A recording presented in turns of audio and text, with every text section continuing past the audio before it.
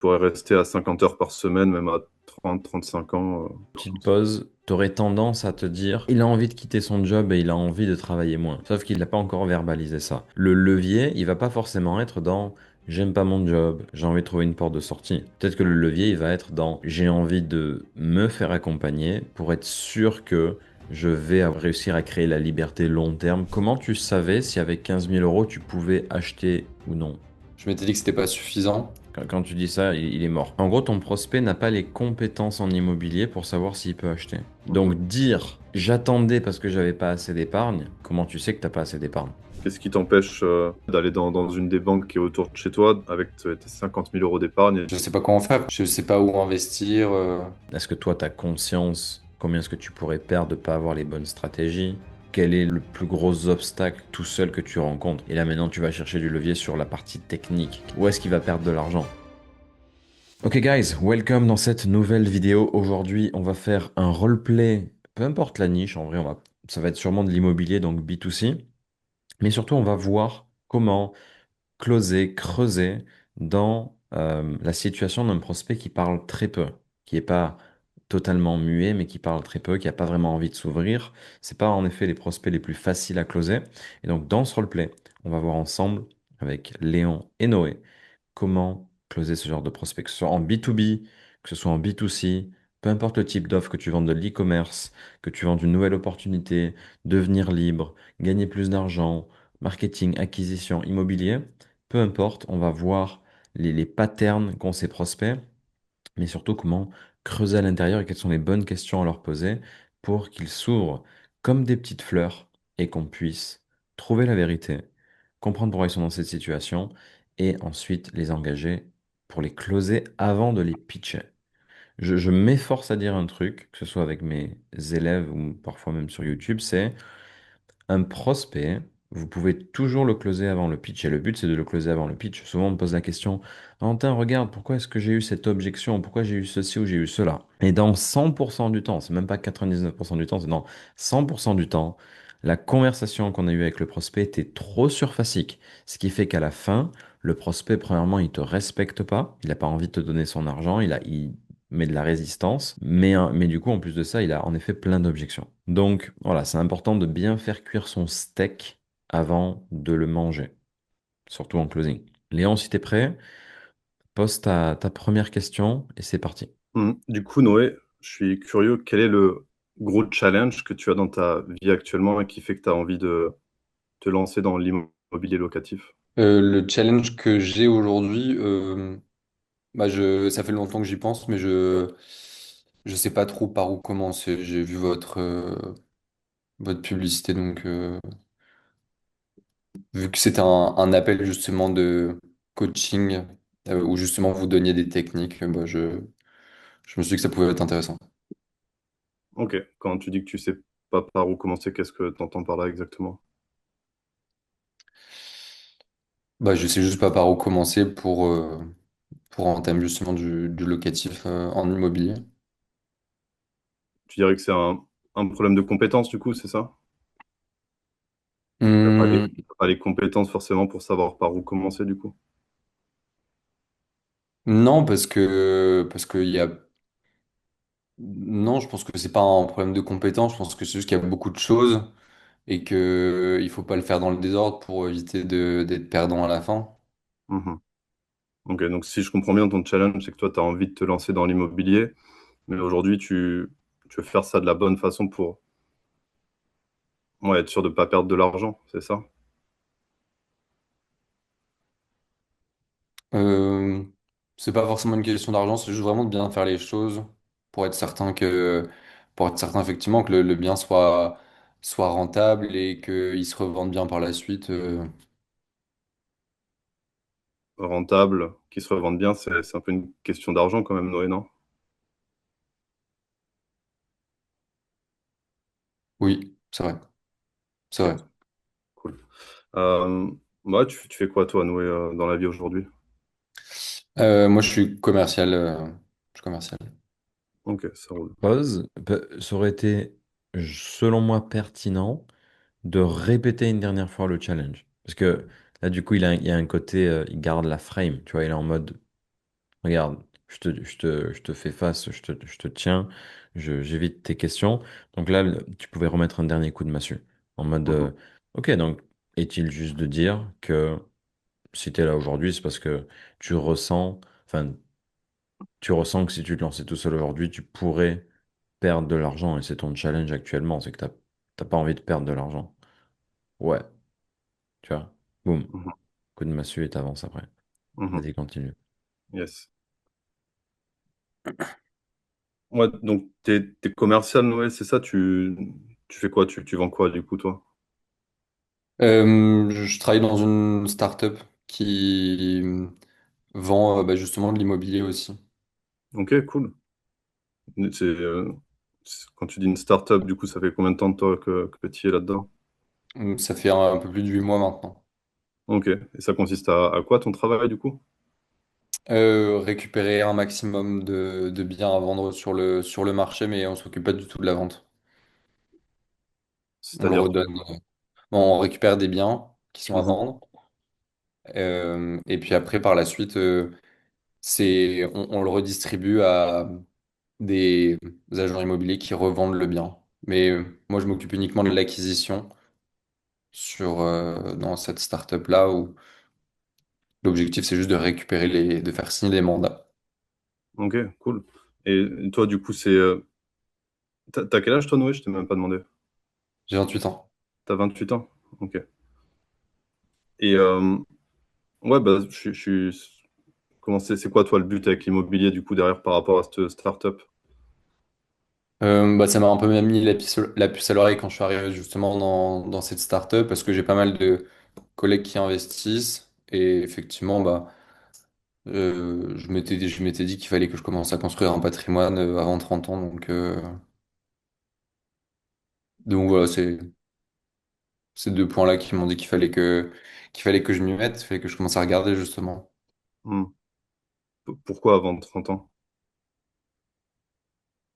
Barrière un peu psychologique enfin c'est pas du tout une barrière d'ailleurs. C'était un objectif.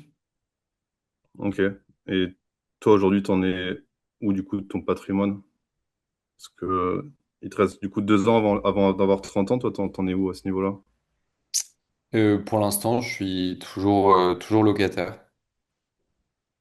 Ok. Après, j'habite à Paris, les loyers sont chers, donc on n'achète pas comme en province. Ouais, ok, je comprends. Quand tu dis cher à Paris, enfin moi je suis pas du tout de Paris, c'est combien les loyers à Paris? Enfin, ton loyer à 1800, toi, 1800 euros. 1 800 euros? Ok. Et les startups, enfin ça fonctionne comment? T'es payé comment toi à la startup en tant que salarié du coup? Exactement. Ok.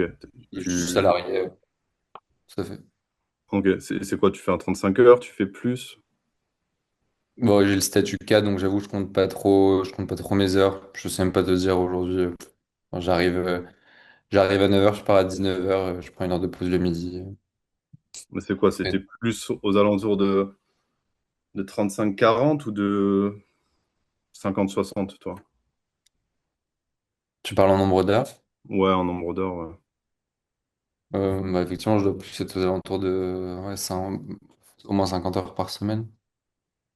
Ok. Et tu gagnes combien actuellement avec ce travail de commercial? Ça varie étant donné que je suis commercial, tu sais de quoi je parle, je pense. Ouais, 100%. Mais c'est quoi? C'est un fixe quand même? Yes, exact. Ok. Toi, ton fixe, il est. Bah, disons, pour être plus simple. Là, on est le 2 mai. Euh, ouais, au mois d'avril, t'as touché combien, toi? Au mois d'avril, j'ai touché 4800. Ok. Au mois de mars.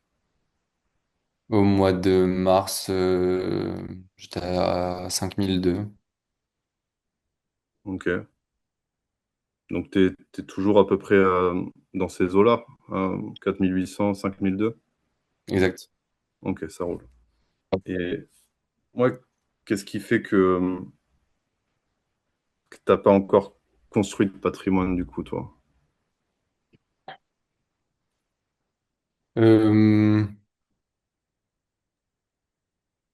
Bon, c'est allé vite, hein. J'ai juste pas vu les années défiler. Mais c'est toujours un truc qui m'a intéressé, mais j'ai juste pas eu le temps de m'y plonger dedans et de me dire à 100%, ok, là j'y vais. Alors, Hmm, petite pause. Ce genre de prospect, qu'est-ce que tu ressens qu'il faudrait faire, Léon, pour qu'ils ressentent un peu plus la douleur et la difficulté de leur situation? Qu'est-ce que tu peux faire pour qu'ils soient en mode ah, fais chier, tu hmm. vois? Là, en fait, je me suis dit que quand j'ai posé la question, en même temps, j'ai regardé ma feuille, je me suis dit, merde, j'aurais peut-être dû te dire, ouais, donc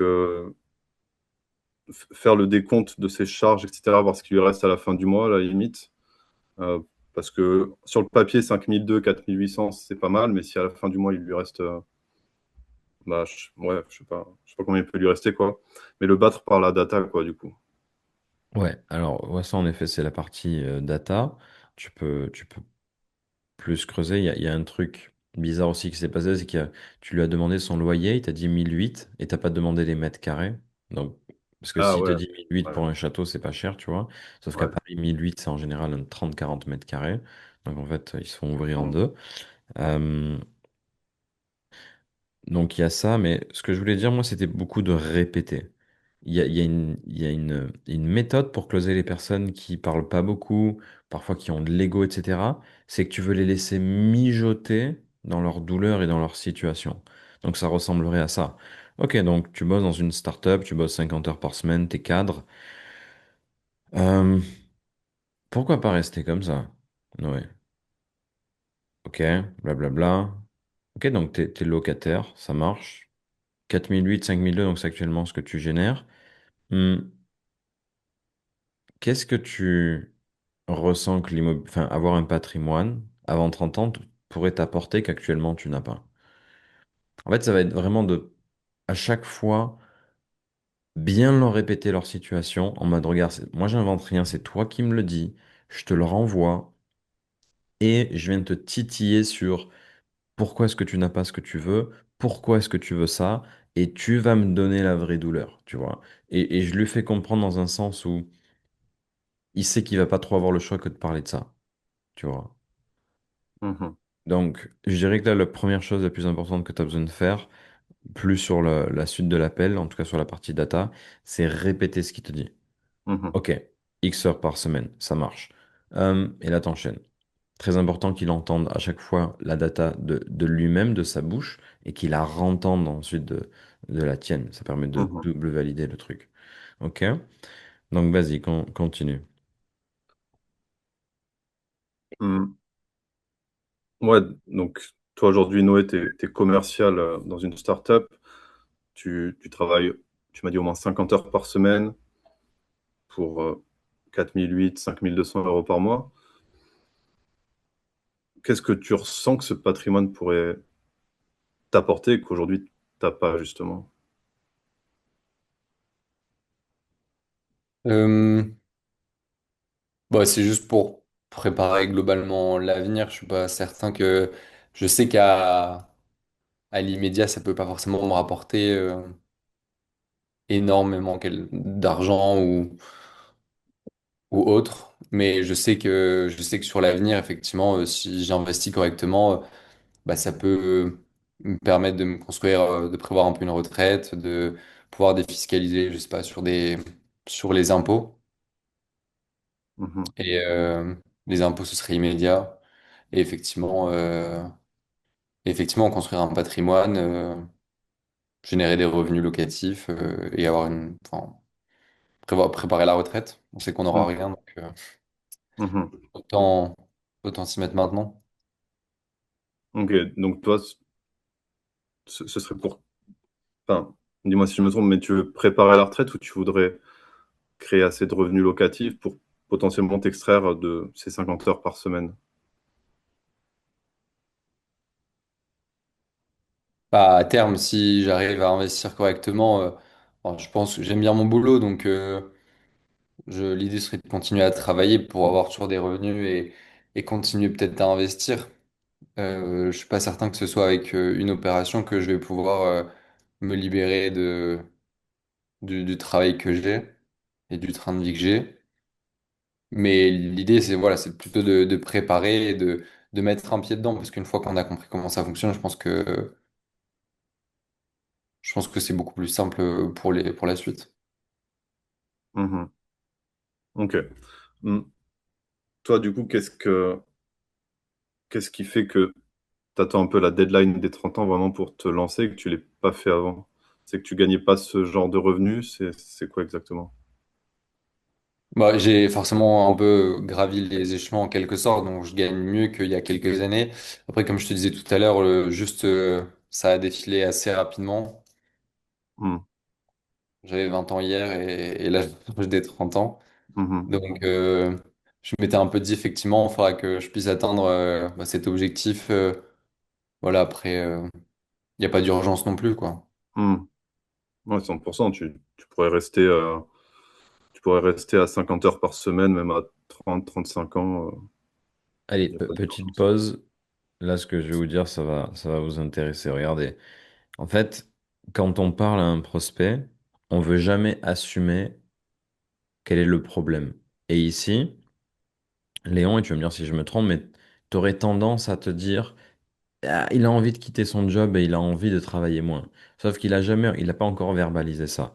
Donc Mhm. en fait, ce que tu as besoin de faire, c'est comprendre quel est le problème. Bon, parce que le problème initial, c'était, il t'a pas dit je veux investir. Mon problème actuel, c'est que j'ai pas d'immobilier et je veux investir pour générer de l'argent. Il t'a pas dit ça. Il a dit, mon problème actuel, c'est que je ne saurais pas acheter comme il faut sans être sûr que je vais gagner de l'argent et faire un bon move. C'était plus ça son problème. Mhm.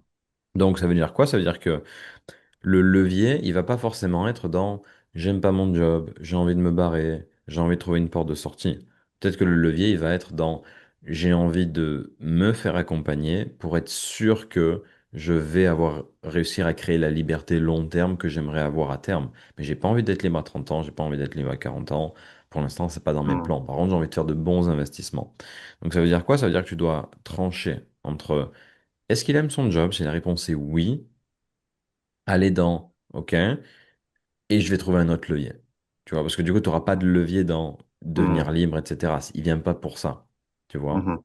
Est-ce que je me trompe, Noé, dans la manière dont tu lui parlais? Exact. Donc, donc là, c'est ça. Tu dois vraiment être, tu dois statuer le truc. OK, et d'ailleurs, ton boulot, ça te plaît? Ouais? OK. Bah, et là, tu vas juste trouver une question pour enchaîner. Tu vois, mais tu dois vraiment statuer avec lui que le boulot, c'est pas le problème. Mhm. Est-ce qu'il a des enfants? Non, il n'a pas d'enfants. Ok, donc c'est encore moins un problème. Tu vois, il est Mhm. en mode boulot, il avance, sa carrière professionnelle est importante, il aime ce qu'il fait. Donc le levier, il va pas être dans le boulot. Le levier, il va être dans pourquoi est-ce qu'il attend pas 35 ou 40 ans pour créer son patrimoine? Parce qu'au final, il a que 28 ans. Le levier, il va être dans qu'est-ce qui fait que jusqu'à présent qu'il n'est pas, qu'il ne soit pas lancé, ou qu'est-ce qu'il fait au quotidien pour acheter? Ok, il passe du temps à faire des visites, mais c'est infructueux, donc il perd du temps. Tu vois. Le levier, il va être dans ça. Il va être plutôt dans de la technique et moins dans de l'émotionnel si tu as un prospect qui aime son job et qui est pas sur de l'émotionnel, en tout cas de ce côté-là, tu vois. Mhm. Ok, 100%. Donc sinon, ça va créer de la friction et tu vas te tromper littéralement de problème, tu vois. Mhm. Yes. Donc vas-y. Ok, donc, ouais, Noé, donc toi, ton travail, en fait, il il te plaît pas? Ah ouais, j'aime vraiment ce que je fais, j'aime l'équipe, je suis bien entouré. Sur ça, enfin voilà, zéro problème. Ok, ça roule. Toi, tu me disais tout à l'heure, tu vois, tes collègues qui avaient déjà commencé à investir, Exact. ils ils sont plus âgés que toi, ils ont le même âge, Non, non, ils ont le même âge. Ils ont le même âge, ouais.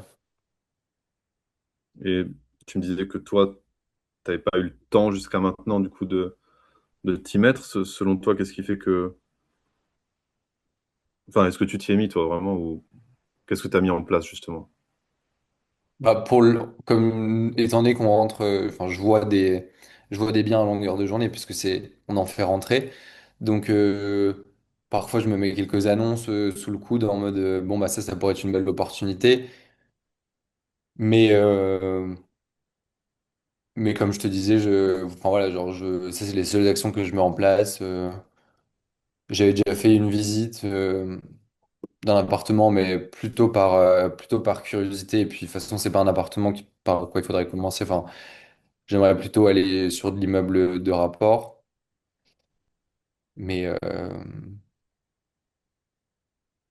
mais comme je te disais, je sais pas vraiment par où commencer, quoi. Est-ce que justement je fais juste un appartement ou est-ce que je fais un immeuble de rapport? Hmm. Quand est-ce que tu as commencé à t'intéresser à l'immobilier? C'était il y a 8 mois? C'était avant? C'était quand? Alors, petite pause. Regarde, là, ce que tu as besoin de faire, c'est quoi? C'est, ok, ces potes ont de l'immobilier. Bon, déjà, combien ils ont d'immobilier? Est-ce qu'ils ont un gros parc, petit parc, etc. Ou ils achètent leur premier appartement? Pour être sûr de quoi on parle. Deuxièmement, tu veux savoir depuis quand Noé est en capacité d'acheter de l'immobilier. Parce que s'il était en capacité depuis 3 semaines d'acheter de l'immobilier, qui te dit, bah écoute, je viens d'apprendre que ça y est, je peux enfin faire un crédit, il n'est pas en retard, tu vas pas avoir de Mhm. levier sur ça. Par contre, si ça fait 2 ans qu'il est en capacité d'acheter, ou même 3 ans, là, tu vas avoir du levier, tu vas devoir comprendre le déclic Hmm. qui fait que maintenant, il s'est dit, je veux vraiment acheter de l'immobilier. Ok, tu vas Mhm. creuser. Donc, qu'est-ce qui fait qu'il est passé de je suis ok de ne pas avoir d'immobilier alors que je peux en acheter à ça y est, maintenant je veux prendre le temps de trouver de l'immobilier, enfin, d'acheter de Hmm. l'immobilier, etc. Ok? Ok. Et ça va t'aider. Yes. Ok, Noé, toi, du coup, là, tu as 28 ans, ça fait combien de temps que tu es en capacité de faire comme tes collègues et d'investir dans l'immobilier? Bon, je sais pas trop, mais on va dire que ça fait 2 ans que j'ai des très bons revenus Mhm. et qui effectivement, enfin, j'ai des bons revenus. Ça reste, oui, c'est des bons revenus et en tout cas sur le type de revenus dont je t'ai annoncé. Et ça fait 2 ans qu'effectivement que j'ai ce type de revenu-là. Hmm. T'as tiqué sur quand tu as dit bon revenu. Bah parce que effectivement, l'idée c'est toujours quand même d'aller chercher plus, même si aujourd'hui je suis très bien avec la situation que j'ai. Mhm. Ok, ça roule. Donc toi, ça fait 2 ans que tu seras en capacité d'investir réellement. Enfin, c'est ça que tu me dis à peu près. Exact. Ok. Et quand est-ce que tu t'es dit que l'immobilier, ce serait le bon véhicule pour toi, du coup? C'est il y a 8 mois quand tu as commencé la startup ou c'était avant, du coup? Non, non, bah je te dis, c'était un peu un objectif que j'avais depuis, je sais pas, je dirais ma vingtaine, que j'avais depuis ma vingtaine, où justement je m'étais dit que je voulais justement investir en immobilier. Ne, Ok, donc. ne marche pas sur des œufs, Léon. Vas-y, franco dans ta manière de lui parler. C'est pas que t'es hésitant, mais t'es un peu en mode, tu vois, tu t'hésites un peu. Sois très direct avec lui. Ok, donc à 26 ans, tu pouvais acheter de l'immobilier, parce que du coup, tu as 28 ans. Ouais, ok. Qu'est-ce qui fait qu'à 26 ans, tu t'es dit, je vais pas acheter d'immobilier, et que là, à 28 ans, le 2 avril, tu es en mode, let's go, je vais acheter de l'immobilier. Qu'est-ce qui s'est passé? Ok, Mhm, vraiment, tu veux montrer au prospect que tu es là pour comprendre la réalité du terrain et la mhm, réalité de sa vie. Pourquoi? Parce que si tu fais pas ça, deux possibilités. Soit il va commencer à mentir parce qu'il sent que tu cherches un truc, mais peut-être qu'il va pas te donner.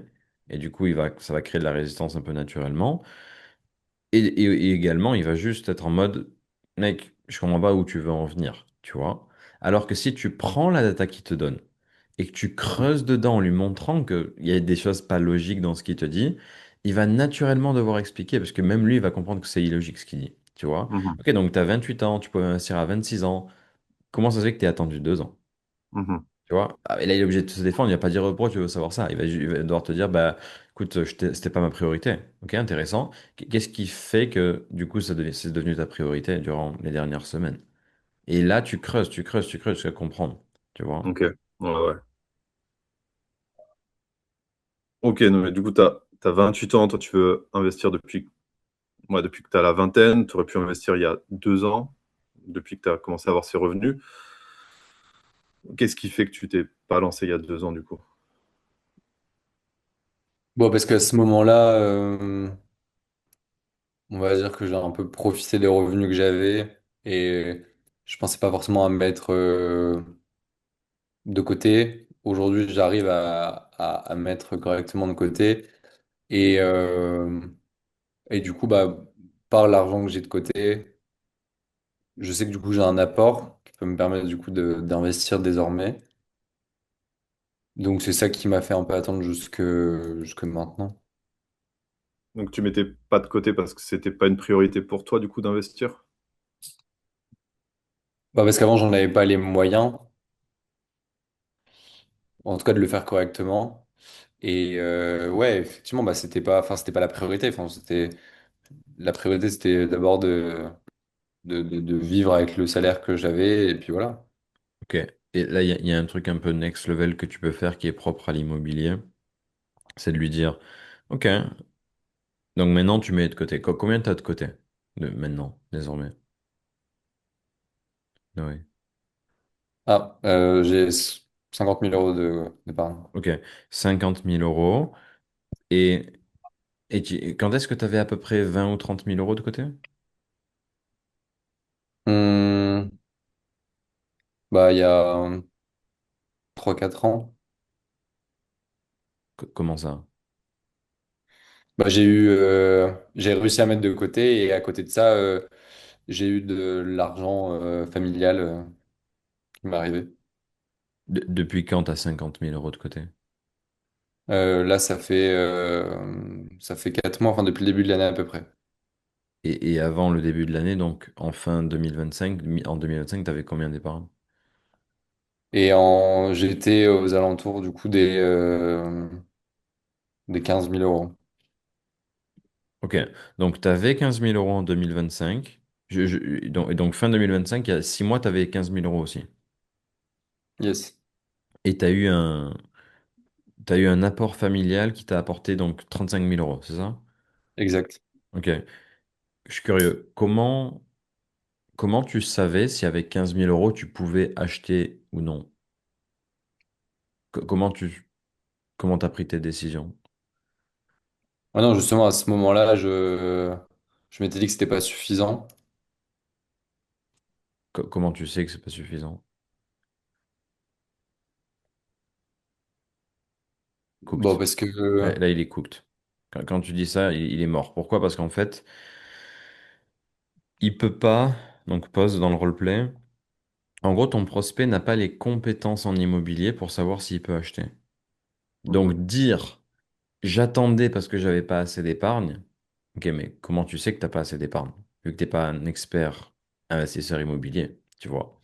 Et pourquoi je dis ça? Parce que quand je vendais moi-même de l'immobilier, on avait des petits jeunes parfois qui venaient nous voir, ils avaient 10, 15, 20 000 euros et ils pouvaient acheter.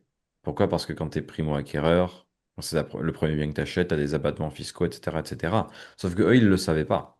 Donc parfois, il y a des gens, ils nous disaient littéralement, j'attends d'avoir 30 000 euros d'épargne. Sauf que parfois, pour passer de 15 000, 20 000 ou pour aller jusqu'à 30 000, parfois c'était 2 ans, 3 ans d'épargne.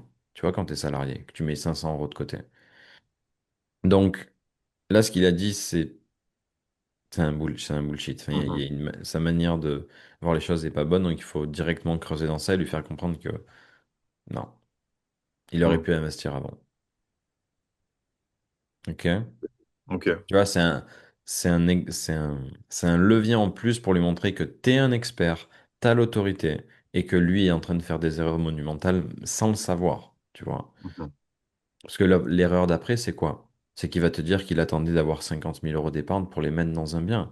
Sauf que la réalité, c'est que le but, c'est de garder son cash, c'est pas d'investir l'argent. Tu vois, c'est de montrer à la banque que tu as une garantie, mais c'est pas d'investir cette garantie. Combien de personnes sont venues nous voir pour investir en immobilier, ils te disaient, ouais, j'ai mis 100 000 euros dans un bien immobilier. Mais en réalité, ils auraient peut-être pu mettre 0 ou 20 000 ou 30 000. Donc, Mhm. ils avaient 70 000 euros bloqués dans un bien alors qu'ils auraient pu mettre à la base 0 et utiliser l'effet de levier. Tu vois? Donc là, tu pouvais creuser sur ça. Vas-y, continue. Ta dernière phrase, Noé, c'était quoi? C'était que t'attendais le bon moment, je crois. euh, je je te disais qu'effectivement, j'attendais bah ouais, d'avoir enfin, Ouais, oui, j'avais t'avais mis peut-être pas l'épargne de d'épargne. côté. Ouais. Voilà, que j'ai mis l'épargne de côté et que là, maintenant, j'avais Mm. suffisamment pour investir.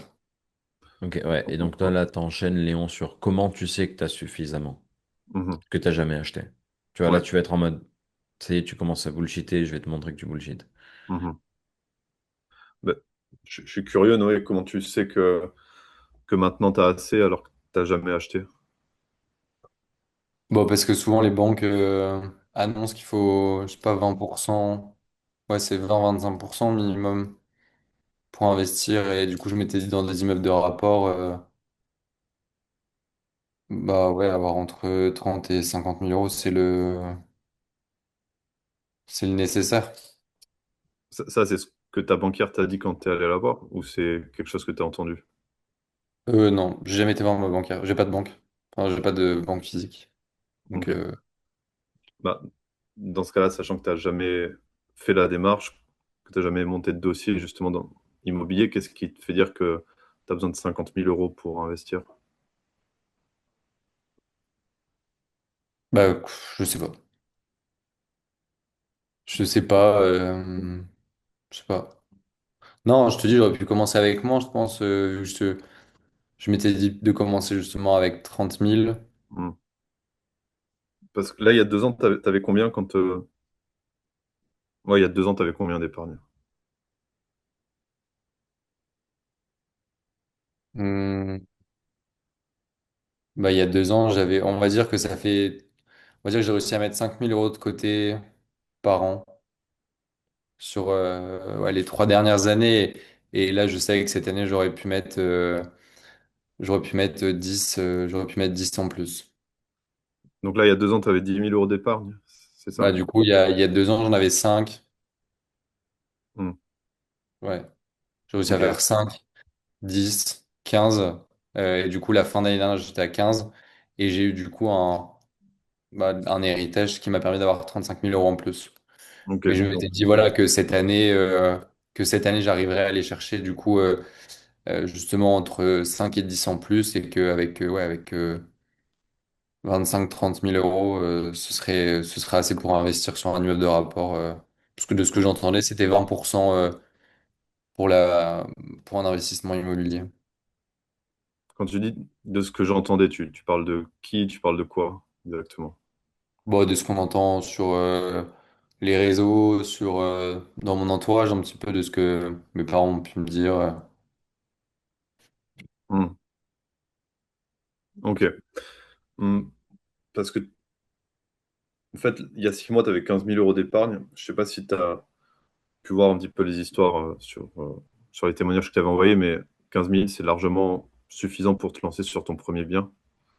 Donc, je suis curieux, qu'est-ce qui fait ouais, il y a 6 mois, Deux choses. Premièrement, dis-lui, ok, tes parents, ils ont un parc immobilier. S'il te répond oui, challenge sur pourquoi est-ce qu'il leur demande pas de l'aide. Comme ça enlève Mhm. totalement l'objection.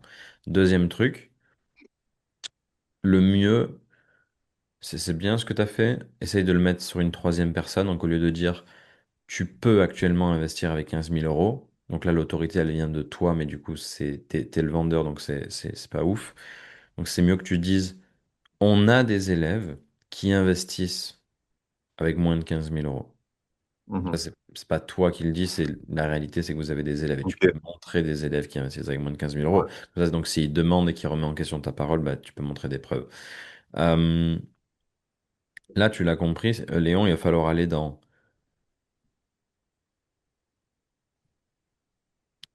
pourquoi d'un coup, est-ce que du coup, est-ce qu'il veut investir en immo parce que d'un coup il a 50 000 euros d'épargne? Si la réponse est oui, quel est le challenge qu'il a? Là, tu veux reparler du challenge, tu vois. En Mhm. mode, mec, je comprends maintenant toute ta situation. T'avais 15 000 euros d'épargne, c'était juste selon toi pour te lancer. Maintenant, tu as 50 000, tu ressens que tu as une bonne situation, tu souhaites te lancer. Mais déjà, pourquoi te lancer maintenant? Alors que comme tu as dit, tu travailles quand même 50 heures par semaine, tu pourrais peut-être attendre que tu travailles un petit peu moins. Ça, c'est la première question. Et après, t'enchaînerais avec Ok, donc, mais étant donné que tu veux te lancer maintenant, quel est le plus gros obstacle tout seul que tu rencontres? Parce que tu pourrais te lancer tout seul. Et là maintenant, tu vas voir, tu vas chercher du levier sur la partie technique. Qu'est-ce qu'il veut de votre part? Où est-ce qu'il va perdre de l'argent? Sur quoi est-ce qu'il va perdre de l'argent? Est-ce qu'il ressent qu'il va perdre de l'argent sur l'épargne qu'il va devoir investir? Est-ce qu'il ressent qu'il ne sait pas acheter un bien rentable? Est-ce qu'il ressent qu'il ne sait pas bien exploiter un bien? Etc., etc. Pour qu'il te dise, j'ai besoin de me faire aider, c'est maintenant que j'ai envie de... Donc, premièrement, tu auras, je veux le faire. Maintenant, je veux pas attendre. Deuxièmement, je veux me faire aider parce que sinon je vais perdre de l'argent. Troisièmement, tu vas aller, donc là, tu vois, la révélation, ça va surtout être le déclic de pourquoi est-ce qu'il a envie de le faire maintenant, parce qu'il n'y aura pas Mhm. vraiment de révélation en soi sur qu'est-ce qu'il a fait qu'il l'a pas fait avant, parce que c'était purement de l'épargne et des fausses croyances. Il faut juste bien parler de ça rapidement. Et puis ensuite, ça va être pourquoi est-ce que tu veux faire ça avec nous. Mais tu vois, en immobilier, à partir du moment où le gars, il comprend que tu as l'autorité, qu'il va faire n'importe quoi s'il se lance tout seul, qu'il te verbalise tout ça, qu'il verbalise que c'est urgent, qu'il veut se lancer, qu'il veut pas attendre, et qui va bien plus perdre d'argent en se lançant tout seul qu'en investissant en lui, voilà, il y a pas 36 000 choses à avoir. Mhm. Après, le reste, c'est juste de l'intuition et voir si tu ressens qu'il est cuit ou pas, quoi. Ouais. Ok, vas-y, continue, parle technique et chiffres Mhm. avec lui. Mhm. Ok, Noé. Donc là, tu as 50 000 euros d'épargne. Qu'est-ce qui fait que c'est maintenant que tu as envie d'investir dans l'immobilier? Parce que bon, tu fais quand même 50 heures par semaine. Limite, tu pourrais attendre de faire moins d'heures, quoi. Bah, il y a un peu ce truc que je te disais justement d'investir avant les 30 ans. J'ai cette somme d'argent que je peux investir et,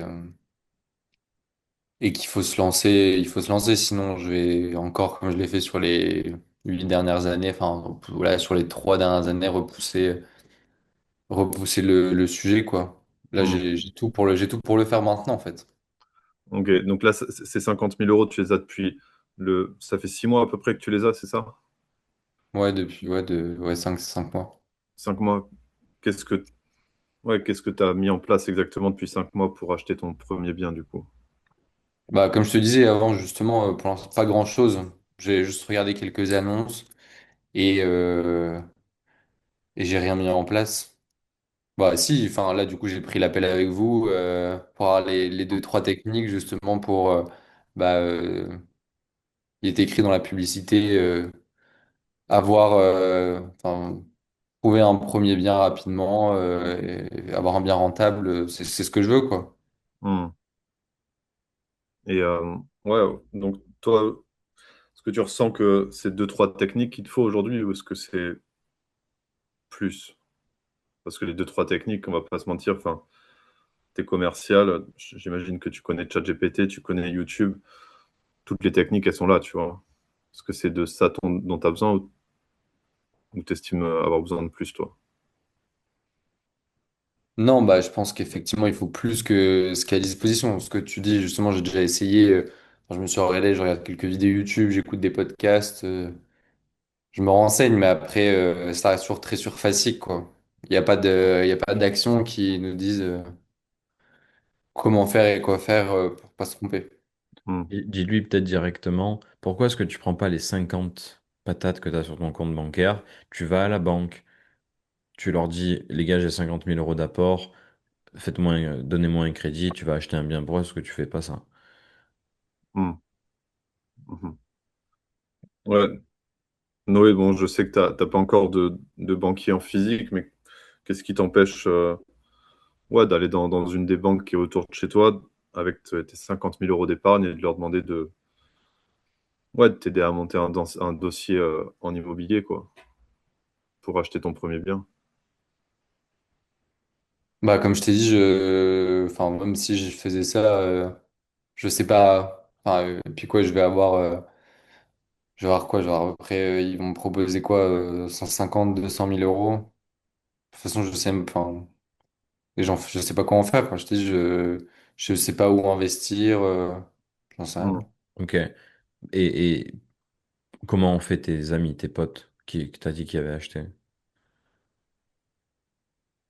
Eh Ouais. bien, je leur ai pas vraiment demandé. Ok. Est-ce que Est-ce qu'ils se sont formés? Est-ce qu'ils ont investi en eux pour avoir les meilleures stratégies? Est-ce que toi, tu as conscience combien est-ce que tu pourrais perdre de ne pas avoir les bonnes stratégies? Est-ce que tu as conscience de ça? Est-ce que tu sais ce qu'ils ont fait? Non, je sais pas, c'est vrai que je pourrais leur demander, mais je l'ai pas encore fait jusqu'à maintenant. Je sais pas comment ils ont fait. Mhm. Je suis curieux. Je ressens une espèce de... Je ressens que c'est pas vraiment important pour toi actuellement de faire d'animaux. Parce que je te garantis que si moi j'avais eu deux, trois potes qui avaient investi dans quelque chose dans lequel je veux moi-même investir, qui potentiellement pourraient littéralement me servir de retraite et donc protéger mon futur et le sécuriser, je te garantis que j'aurais tout fait pour savoir leur technique, comment est-ce qu'ils ont fait, comment ça se fait que moi j'ai pas encore ça, etc., etc. Donc, ouais, j'ai l'impression que c'est pas vraiment important pour toi actuellement. Si, ça l'est. Enfin, j'ai cet objectif, j'ai envie de le faire. J'ai tout pour le faire maintenant. Juste, effectivement, ils en ont parlé autour d'un dîner. J'ai posé des questions, mais enfin, on est vite passé à un autre sujet. Et j'avoue que j'avais pas envie de faire le lourd à poser 15 000 questions de pourquoi est-ce qu'il investit. Et puis, il habite dans une autre. Enfin, il a investi dans sa ville un peu natale, donc il connaissait. Moi, je sais qu'il n'y a pas il y a pas d'investissement à faire. Par là où je suis né. Donc ouais, j'ai pas trop, je voulais pas trop appuyer dessus parce que je sentais, enfin, j'avais pas envie de déranger quoi pendant Donc, l'appel. Puis c'est pas. Donc, t'as pas envie de déranger et surtout, t'as pas envie d'avoir des conseils de quelqu'un qui a pas du tout le même marché que toi et qui a pas du tout les mêmes qui va pas du tout avoir les mêmes problèmes que toi et qui donc ne sait pas résoudre les problèmes que toi tu vas voir dans la région Île-de-France parisienne, quoi. Ouais, oui, c'est ça. Ok. T'es sûr parce que tu pourrais très bien, comme tu dis, aller le déranger, lui demander, bah écoute, on fait un suivi toutes les semaines, on voit ensemble comment est-ce que je peux avancer. Est-ce que tu devrais demander ça gratuitement à un ami qui te... Non, bah, en plus, je pense que du coup, lui, il voudrait après investir potentiellement avec moi. Et j'avoue que j'ai plutôt envie de faire une première opération tout seul que de commencer à faire. Enfin, je sais qu'il serait plutôt dans le genre à dire, bah, dans ce cas, si on le fait ensemble. Je le... En gros, je mets de l'argent avec toi, mais il va vouloir superviser une grosse partie. Donc moi, j'apprendrai finalement rien en faisant cette chose-là, enfin, en faisant cet investissement avec lui. Donc, bon, je préfère que ça vienne de moi, que je comprenne un peu la technique et qu'après, je puisse le répéter. Et pourquoi pas dans d'autres investissements, investir avec d'autres personnes. Mais là, ça reste un collègue. Donc, enfin, si demain je change de boîte, j'ai pas envie d'en devoir entretenir une relation avec cette personne. Ouais, ça fait du sens. Quel est, tu dirais actuellement, le plus gros problème que tu vas rencontrer et le plus gros risque que tu prends dans le fait de te lancer en immobilier mais sans avoir les compétences? Quelle serait la pire chose qui pourrait se passer, tu ressens? Bon, c'est les coûts du marché. Les coûts du marché, essayer de trouver une ville où investir ou avoir un bon retour sur investissement, mais ne connaissant pas le marché de là où je pourrais investir, parce que je sais même pas où est-ce que je peux investir, bah, c'est ça le plus problématique. Moi, si j'ai déjà entendu plein de fois justement d'histoires de Parisiens qui investissent sur de la province et pour nous, des loyers ou des investissements peut-être en province peuvent paraître plus accessibles et donc on peut vite se faire avoir un peu sur le marché. Donc c'est un peu ouais, cette peur de faire une erreur sur l'investissement au départ. Donc, si je comprends bien, dis-moi si je me trompe, t'as pas juste envie d'acheter un bien immobilier. Tu as envie de développer tes compétences en tant qu'investisseur. Comme ça, tu peux acheter un premier bien rentable et ensuite enchaîner. Et ce qui fait que tu seras désormais, en effet, tu seras cadre salarié dans cette startup. Mais en plus de ça, tu seras en train de, de créer et construire ta liberté à côté en tant qu'investisseur slash entrepreneur. Et tu juste de dire ça. C'est juste. Ok. Est-ce que tu as conscience que c'est deux choses différentes, l'état d'esprit d'un... salarié et l'état d'esprit d'un investisseur entrepreneur et qu'il y a une part de risque à prendre, qu'il faut accepter. Pause, et Mhm. là j'irai dans ça, Léon. Tu vois, sur donc ce en mindset. gros, ce que j'ai fait, c'est que j'étais en mode, en vrai, son énergie, il me dit rien, tu vois, je sens qu'il va avoir des objections. Je vais le repousser, on va voir comment est-ce qu'il réagit à ça. Je le repousse, il me dit non, non, non, Valentin, c'est important pour moi. Je creuse dans le truc de ses potes, ça c'était un énorme red flag. Vraiment en immobilier, combien de fois on m'a dit bah écoute, je vais aller discuter avec mon père quand même, voilà, il est dans du bâtiment, il a un peu d'immobilier, je vais quand même lui demander des conseils. Très important de verrouiller cette porte-là, sinon tu es quasiment sûr que tu te la Mhm. prends. Après, on a validé quoi? On a validé le côté potentielle perte. Alors, je pourrais le faire encore plus profondément. Je pourrais dire qu'est-ce qui va se passer si tu achètes un bien sur un marché où tu vas pas louer, où tu vas acheter légèrement trop cher, mais surtout où ça va être une galère, quoi. Ça va pas se valoriser, etc. Qu'est-ce qui pourrait se passer? Ben, je vais perdre de l'argent, ceci et cela. Tu vois, tu peux littéralement en immobilier leur faire verbaliser combien est-ce qu'ils vont perdre de pas avoir les bonnes stratégies. Puis ensuite.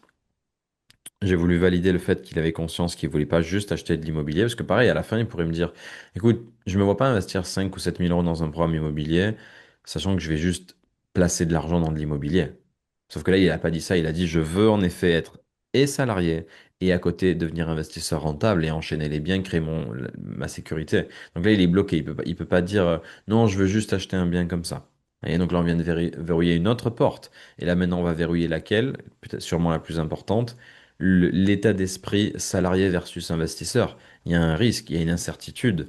Comment est-ce qu'il va gérer ça, cette incertitude et ce risque, tu vois? Parce que la manière dont il va répondre maintenant à cette question, c'est la manière dont il va gérer à la fin de l'appel la peur de se lancer, tu vois? Mhm. L'hésitation de dire, putain, est-ce que je le fais, est-ce que je le fais pas? Il y a une incertitude. Mhm. Donc là, on va voir la manière dont il va répondre vraiment va nous dicter sa manière de passer à l'action à la fin de l'appel. Donc c'est là où c'est puissant. Question? Super. Pour moi, c'est good, hein. Moi, j'allais partir sur sa dernière phrase, sur pourquoi, du coup. Alors, je sais plus ce que c'était exactement, mais j'allais dire pourquoi, du coup. Ouais, il disait, ouais, j'apprends rien dans les podcasts, on m'apprend pas X, Y, Z. Et j'allais dire, ok, pourquoi est-ce que tu penses que nous, on peut t'apprendre ça, du coup? Est-ce que ça aurait été pertinent ou pas? Ouais, mais après plutôt peut-être, mais encore peut-être qu'encore mieux, ça aurait été de dire qu'est-ce que tu ressens que tu n'apprends pas dans les podcasts que tu devrais savoir pour être rentable. Et là, il Ouais, va ouais. carrément te dire, bah, j'apprends pas ceci, j'apprends pas cela, etc. Et toi, dans le Hum, pitch, tu vas mettre ça, hum, et surtout, tu vas venir valider que c'est avec vous qu'il a envie d'apprendre ça après. hum. Tu vois. Ok, ok, ok. Vas-y, continue. Yes. Ok, Noé, bah écoute, ouais, je comprends bien maintenant où t'en es. Donc, toi, le but, ce serait quand même de garder ton travail dans la startup, mais de devenir investisseur sur le côté pour préparer ta retraite et même bah, augmenter finalement tes revenus avec des revenus passifs, quoi. Mhm. Le mindset d'investisseur et le mindset de salarié, c'est pas le même. C'est-à-dire que voilà, tu vas te retrouver avec des risques que tu n'as pas forcément dans le salariat, des appréhensions aussi. Toi, je suis curieux, comment est-ce que tu as prévu de gérer ça, justement?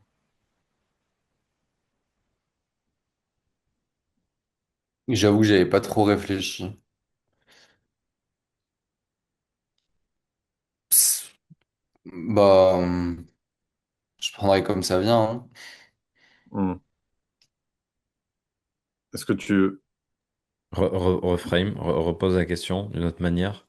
Donc le plus simple, c'est que En fait, la question, t'es passé au cran 2 3 directement. Commence plutôt au niveau un. Ok.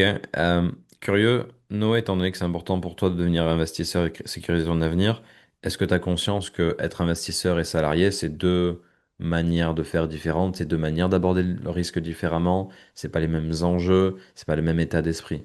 Est-ce que tu es au courant de ça? Là, s'il te dit non, maintenant tu expliques et tu surmontes le truc. En mode, bah, quand tu es salarié, que tu travailles bien ou non, à la fin du mois, tu vas être payé. Quand tu es investisseur, parfois tu vas faire les choses bien et ça va pas forcément payer. Ou bien il va y avoir, en tout cas, il y a plus de risques, il y a plus d'argent en jeu.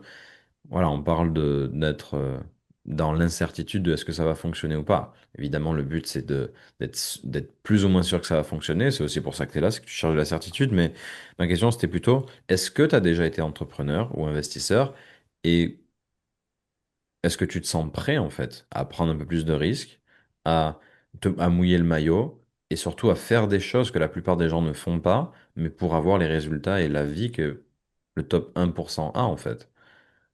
Là, maintenant, il est dans un corner où il est en mode, il est obligé de dire oui. Et quand il va dire oui, tu vas dire quoi? Tu vas lui dire pourquoi. Pourquoi Mhm. est-ce que tu veux faire les choses que la plupart des gens n'osent pas faire, mais toi, tu te sens prêt à le faire? Tu vois comment tu vas venir littéralement surmonter. Là, en fait, tu objection handle, mais avant la fin de l'appel. Mhm. Pour vraiment le mettre dans un état émotionnel très irrationnel pour le coup. Il Mhm. est en mode, ah ouais, putain, j'avais pas eu des choses comme ça, etc. Et c'est sur ça que les prospects prennent la décision. C'est qu'ils sont en mode, attends, toutes les portes sont fermées, j'ai validé que c'est en effet exactement ce que je voulais faire, etc. Let's go, je dois prendre la décision comme les gens ne les prennent pas. Enfin, à l'inverse de ce que font la masse, quoi. Là, tu le Mhm. travailles au corps, là, sur ça. Vas-y. Mhm. J'espère que tu aimes ce training. Si tu es nouveau sur la chaîne, tu peux passer ce que je vais dire. Par contre, si tu regardes mes vidéos depuis des semaines, voire même des mois, que je t'ai apporté de la valeur, que tu as implémenté, que tu es passé à l'action et que tu as eu des résultats grâce à ça, la question que j'ai pour toi est qu'est-ce que tu fais? Qu'est-ce que tu fais en train d'attendre et encore en train de regarder le contenu gratuit alors que tu sais au fond de toi qu'être mentoré par moi et être entouré d'autres master closers est la chose qui va propulser ta carrière de closer. Si tu apprends plein de choses ici dans mes vidéos YouTube gratuites, qu'est-ce que tu penses qu'il se passe dans le programme Closers University? Donc si tu sais que tu es prêt, que tu as vu ce que tu avais besoin de voir, clique sur le lien sous la vidéo, prends un appel et on verra ensemble comment est-ce qu'on peut t'aider à propulser ta carrière de closer. On se retrouve de l'autre côté. Maintenant, reprenons la vidéo. Ok, Noé. Du coup, ouais, tu vois j'ai l'impression que je vais repartir sur le niveau 3 tout de suite là. Ouais, du coup, Noé, le mindset de. Enfin, tu vois, je veux dire, être salarié, c'est bien, tu as la sécurité, tu fais ton nombre d'heures, à la fin du mois, tu as ton salaire Oui, j'ai qui mon tombe. salaire. Ouais. L'investisseur, c'est différent. C'est-à-dire que tu vas travailler, des fois, tu vas travailler dur, tu vas travailler bien, et t'as pas forcément. En fait, c'est pas garanti à 100% que tu aies les résultats, tu vois. Même si, voilà, tu mets toutes les chances de ton côté, même si tu vois, tu viens ici avec nous chercher de la certitude, il y a des fois, ça paye pas. Est-ce que toi, c'est quelque chose que tu es prêt à endosser aujourd'hui? Bah, oui, il faut. Enfin, il faut c'est sûr. C'est le risque d'investir de l'argent, d'investir en immobilier. Hmm. Bah, il faut pas, t'es pas obligé d'investir dans l'immobilier. Si, si, je pense que, enfin, c'est toujours un truc que j'ai voulu faire. Si, c'est vraiment un truc, par contre, qui me tient à cœur ou sur lequel, du coup, j'ai vraiment envie d'y aller, quoi. Donc, c'est, entre guillemets, un risque que tu es prêt à prendre aujourd'hui de justement bah, glisser dans ce mindset d'investisseur et de ouais, prendre des risques tout simplement, quoi. Yes. T'as déjà été investisseur, entrepreneur dans ta vie? Bon, j'ai déjà investi, ouais, j'ai investi en bourse, j'ai déjà investi sur des projets un peu crowdfunding, ce genre de choses. Donc j'ai Hmm. déjà perdu effectivement un peu d'argent à placer. C'est le risque, après j'en ai gagné aussi un peu, quoi. Enfin, Hmm. donc ouais, je sais que qu'investir comporte des risques. Mhm. 100%. Mais toi, du coup, est-ce que ouais, aujourd'hui, c'est quelque chose que tu veux faire réellement, tu vois? Ah ouais, ouais. Enfin, ça c'est, enfin c'est vraiment, c'est l'objectif de l'année, quoi. Il faut Hmm. que, en mai, il faut qu'à la fin de l'année, j'aimerais bien qu'il soit signé, qu'il soit en, ouais, il faut que je le fasse cette année. Mhm. Et donc, t'es ouais. Enfin, je t'ai pas encore, je t'ai entendu me parler de tes investissements passés, mais je t'ai pas encore entendu me dire, non, mais là, ouais, Léon, je suis prêt à devenir investisseur, à prendre le risque, à... Ouais, non, mais juste prendre le... devenir investisseur, quoi. Ah si, bah si je suis là, si justement je te dis que j'ai envie d'investir, je comprends pas trop le fond de la question, quoi. Je suis là pour enfin, j'ai envie d'investir, je veux acheter de l'immobilier. Enfin, je sais pas effectivement tous les risques que ça peut engendrer. Je sais que c'est pas la même chose que le salariat, mais bien sûr, enfin oui, je vais devoir prendre des risques et c'est OK. Mhm. Ok, Pourquoi avec nous? ouais. J'allais dire, et justement, pour minimiser ces risques, qu'est-ce qui te donne envie de travailler avec nous? Bah, je trouve que le contenu que X propose est, est qualitatif. Ça fait au moins 2 ans que je vous suis et, c'est toujours bien expliqué. Les résultats sont là, donc je suis pas plus con qu'un autre. Si vos clients réussissent, je pense que je vais réussir avec vous. Mhm. Ok.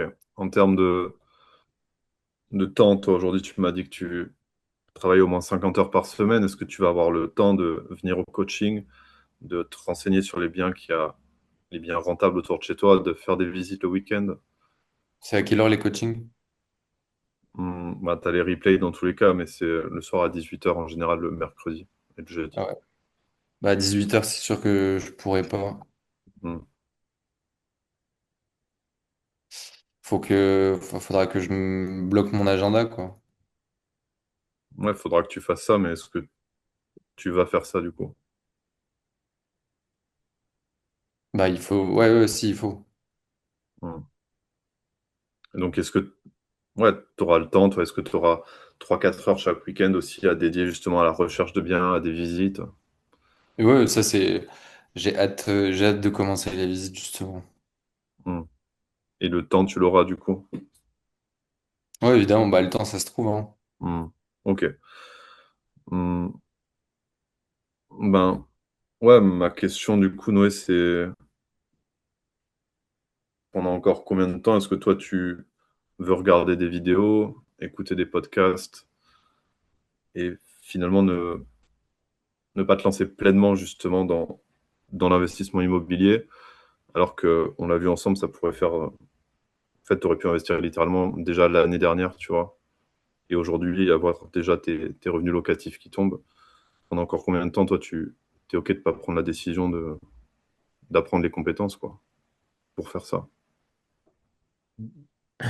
Plus, qu'est-ce qu'est-ce qu'on pourrait changer dans ta phrase pour qu'elle soit plus puissante? Noé, t'en penses quoi? Justement, quand il l'a dit, j'essayais de me dire qu'est-ce que j'aurais pu dire. Euh, Déjà, le premier truc flagrant, j'aurais, c'est que tu as parlé de compétences. Sauf que les gens, ils viennent pas pour avoir des compétences. Ils viennent pour atteindre l'objectif qui est ici la Hmm. sécurité, la liberté. Faire partie du top 1% qui investit, qui a un Mhm. patrimoine, qui dépend plus de son patron, etc. Donc tu veux toujours prendre l'objectif macro et le truc qui fait mal plutôt que tout ce qui est micro.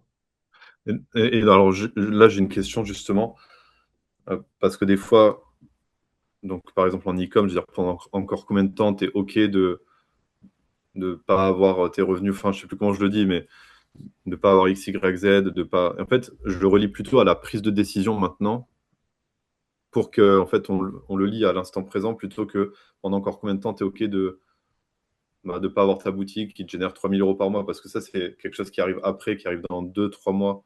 Enfin, je sais pas si tu vois ce que je veux dire.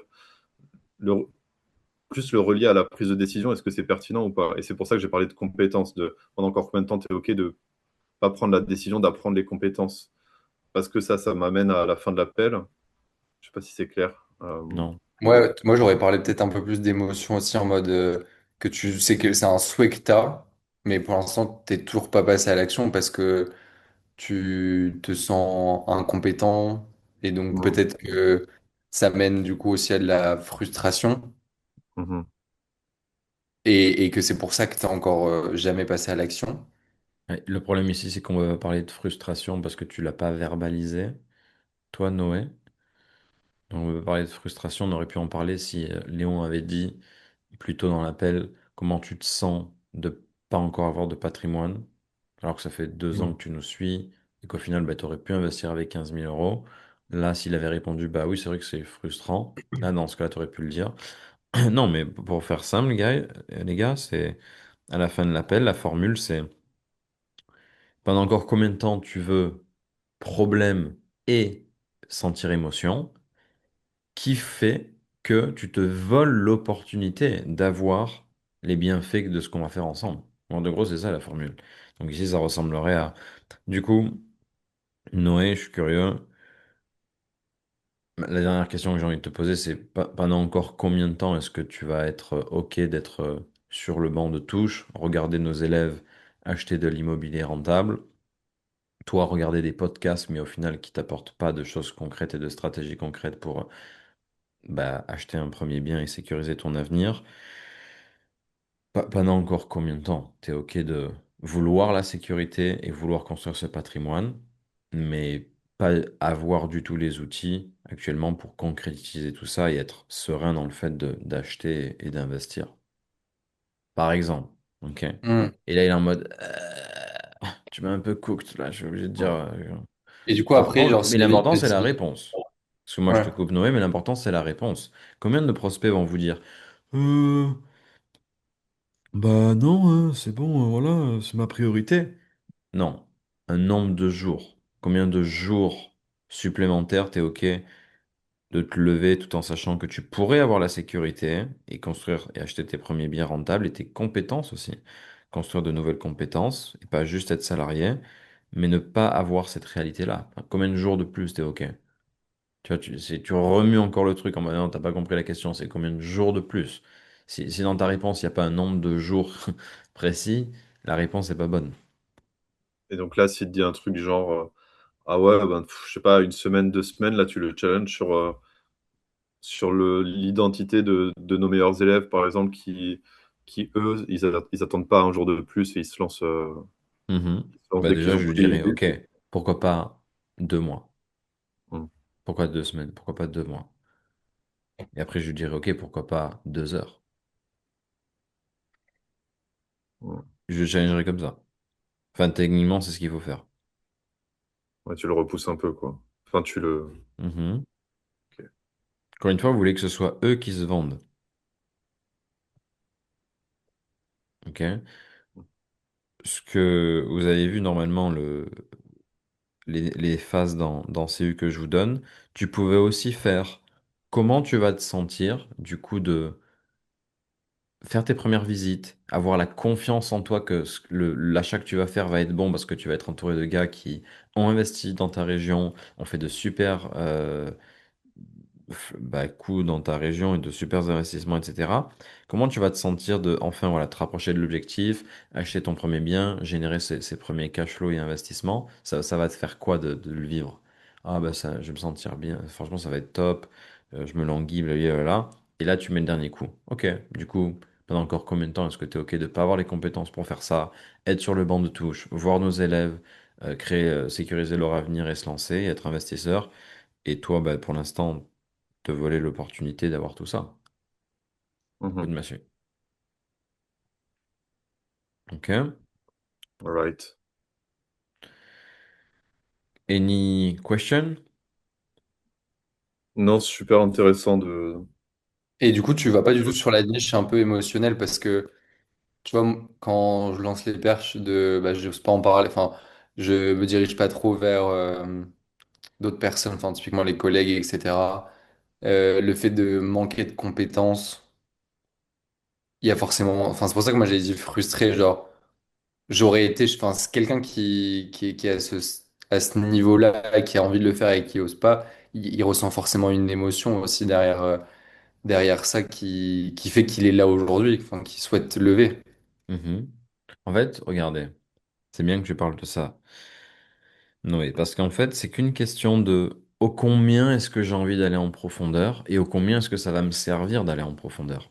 Vous pouvez faire ce qu'on a fait, c'est-à-dire rester sur des chiffres, rester sur, bah oui, en effet, en me lançant et en étant coaché d'office, je vais gagner de l'argent, je vais avoir la certitude que je fais des bons moves, je vais me sentir bien, je vais enfin vivre cette réalité-là, ce qu'on a fait là.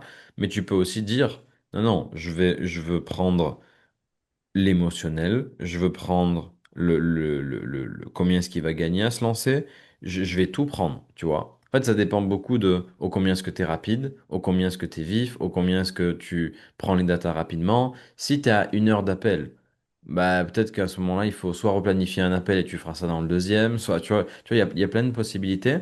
Pourquoi est-ce que je vous dis ça? Parce que là, vous allez vous dire, ok, mais du coup, ça veut dire qu'on fait pas tout le temps la même chose, etc. Non. Pourquoi? Parce que ça dépend de votre intuition, ça dépend du prospect.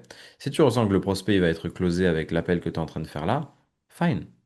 Pourquoi est-ce que tu te ferais chier à aller lui demander comment est-ce qu'il se sent de ne pas avoir investi? Tu vois? Si le gars il te dit non, clairement, si je me lance tout seul, ça va être une catastrophe. Que derrière tu fermes toutes les portes, qui te dit je vais pas demander à un ami, c'est important pour moi, j'ai envie d'ici fin d'année d'avoir un appart, ça fait 2 ans que je vous suis, je vois vos élèves réussir, euh, je vais prendre le temps pour venir au coaching. C'est Enfin, à ce stade, qu'est-ce qu'il pourrait raconter à la fin, tu vois? On a même traité le fait qu'il est prêt à investir en lui, qu'il est OK de prendre des risques et qu'il l'a déjà fait. Donc, si tu veux, là, c'est qu'une question de pitch et qui voit la valeur et qui disent let's go, tu vois? Parce qu'il y a un autre truc, c'est que les gens achètent à partir du moment où ils ressentent que vous les comprenez et qui sont en mode j'ai envie d'acheter via cette personne-là. Donc, le but, c'est aussi de rester pertinent, tu vois. Si tu ressens que c'est pertinent d'aller dans de l'émotionnel, cool, vas-y. Ça va très très bien passer. Mais en IMO, comme vous le comprenez, tu vas avoir la maman célibataire ou le couple qui viennent et qui sont salariés qui aiment pas leur job et là ça va être boucherie. Tu rentres à fond dans l'émotionnel, ils sont en PLS et tout. Puis tu vas avoir le gars un peu comme Noé qui veut pas s'ouvrir, où là ça va être un peu moins émotionnel. Mais vu qu'on va fermer toutes les portes logiques et que en général c'est un cerveau logique, ok? Parce que quelqu'un qui pense comme ça et qui parle comme ça, en général c'est que son cerveau fonctionne comme ça aussi. Il est beaucoup plus logique, il a besoin de beaucoup plus de choses factuelles. Bah lui, tu vas le closer sur des choses factuelles et moins sur l'émotionnel. Combien de fois ça vous est Ouais. arrivé d'être face à un prospect qui, vous ressentiez qu'il était très éloigné de ce genre de conversation émotionnelle, etc. Pourquoi? Parce que il a pas du tout un cerveau émotionnel, il a un cerveau très analytique, très mathématique, etc. Bah lui, tu vas pas forcément le closer en parlant émotionnel, même ça va le faire chier de parler émotionnel, mais pas chier dans le sens où ça fait chier tout le monde de parler émotionnel. Les prospects, à la base, ils viennent pas là pour ça. Du moins, c'est ce qu'ils disent. Mais c'est surtout que lui, ça va créer de la friction, peut-être si tu parles de ça. Par contre, si tu lui parles de faits, de chiffres, du fait qu'il perd de l'argent s'il se lance tout seul, c'est factuel. euh, Est-ce qu'il est prêt à encaisser le coût de l'entrepreneuriat? Est-ce qu'il est prêt à continuer à pas avoir créé son patrimoine alors qu'il peut, etc., etc., et que c'est purement factuel, bah, ça va le closer. Je me souviens quand je closais sur de la crypto. J'avais pris pas moins d'une dizaine d'appels. J'avais beaucoup de cerveaux comme ça, très bleus, très analytiques. Les mecs, c'était très peu émotionnel, les appels. C'était, c'était en mode combien est-ce que tu as perdu du fait de ne pas avoir été mentoré? Est-ce que tu penses que tu aurais les mêmes résultats si un multimillionnaire en un crypto-investisseur était avec toi? Euh, Pourquoi maintenant, etc. Enfin, les discussions, c'était plutôt ça. Mais c'était tellement logique qu'en nous rejoignant, ils gagnent de l'argent. À la fin, je mettais juste un peu d'urgence au niveau du passage à l'action et c'était plié. Mhm. Ouais. Donc, à la fin de la journée, personne n'a le. Il n'y a pas de bonne ou de mauvaise réponse, parce que la bonne ou la mauvaise réponse, c'est purement le prospect, votre intuition. Parce que le moment où vous êtes en mode, clairement, il est closé avant le pitch, et je vois pas quelle objection il pourrait me donner, et il va sentir complètement con de me donner une objection, c'est bon. C'est votre radar, ok? Vous ne devez pas écouter ce que je vous dis en fonction des roleplays, vous ne devez pas écouter un script, un framework, vous devez purement être en mode, est-ce que la discussion qu'on a eue, l'outcome de cette discussion, c'est qu'il va acheter? C'est la seule chose que vous devez écouter. Et c'est ce que n'arrive pas à faire la plupart des closers, vous l'avez compris. La plupart des closers, ils vont poser un enchaînement de questions, suivre un enchaînement de phases, et quand ils sont à la dernière phase et à la dernière question, ils vont juste passer à la suite. Mais comme je vous le disais tout à l'heure, qu'est-ce qui se passe si tu lui dis, OK, pendant encore combien de temps, du coup, Noé, t'es OK de pas avoir les compétences, être sur le banc, regarder nos élèves rock'n'roll et sécuriser leur avenir en faisant de l'immobilier locatif. Et toi, bah, toujours pas t'être lancé, toujours pas avoir les connaissances pour y arriver. Et du coup, te voler l'opportunité de commencer jeune, à 28 ans, à créer ton parc immobilier. Qu'est-ce qui se passe s'il te dit, ouais, ouais, après, et je sais pas, il sort une objection. Mais je vais pas lui dire, ok, cool, je te pitch. Je vais juste continuer à surmonter le prospect jusqu'à que je ressente que c'est bon, il est cuit. Est-ce que Mm. vous comprenez ce concept? Ouais, c'est comme ton appel avec Sébastien, là, où il te dit ouais, je vais commencer après l'été. Quand tu lui poses la question, je crois. Mhm. Bah non, tu vas pas commencer après l'été, gros. C'est même pas ça, c'est que je lui dis, chez nous, tu vas pas commencer après l'été. Pourquoi? Parce que c'est pas l'état d'esprit qu'on a envie d'avoir chez nous. Maintenant, si tu veux commencer après l'été, tu peux complètement, mais ça sera pas avec Mhm. nous. Mhm. Et donc là, il est en mode, ok, Et- ok, bah, je vais en effet changer d'état d'esprit. Mais ce que je voulais vous dire, c'est que c'est pas qu'une question d'objection, c'est une question de est-ce que je ressens que c'est bon, j'ai craqué le code de ce prospect-là et qui m'a tout dit pour qu'il passe à l'action, tu vois? Mhm. C'est dur d'être certain comme ça, parce que parfois tu peux te dire genre, en vrai j'ai eu tout et il te manque quand même encore de la data ou... Non, parce que tu le ressens. Imaginons, tu Ouais. as eu, comme tu dis, l'émotionnel et tu as eu le commitment du prospect, son engagement, il te dit non, c'est important pour moi, je veux le faire, je regrette déjà de ne pas m'être lancé, etc. Et qu'il te manque, je n'en sais rien, moi, son salaire, son épargne, etc.